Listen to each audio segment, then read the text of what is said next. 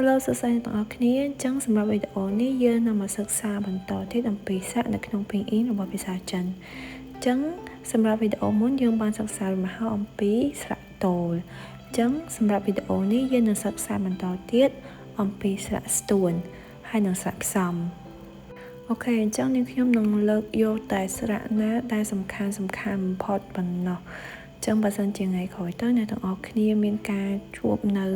ស្រៈដែលមិនបានរៀននៅក្នុងហ្នឹងអ្នកទាំងអស់គ្នាក៏អាចប្រកបបានខ្លួនឯងដែរពីព្រោះថាគោលនៃស្រៈហើយនិងជនជាតិរបស់យើងគឺបានរៀនរួចអស់ហើយអូខេអញ្ចឹងស្រៈទី1របស់យើងគឺ I ស្រៈទី2 A ស្រៈទី3វេសលេងវារៀងអួយបន្តិច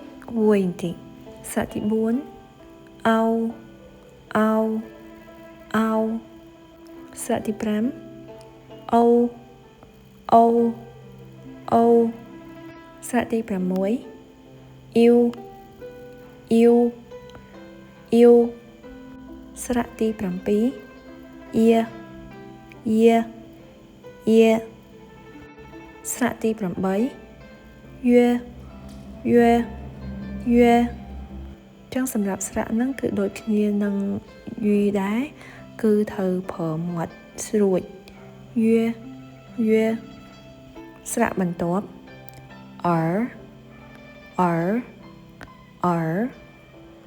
ចឹងសម្រាប់ស្រៈ R នេះគឺយើងត្រូវប្រើអណ្ដាតកលាស់ឡើងទៅលើដោយសារតែវាមានព្យញ្ជនៈ O នៅពីក្រោយ R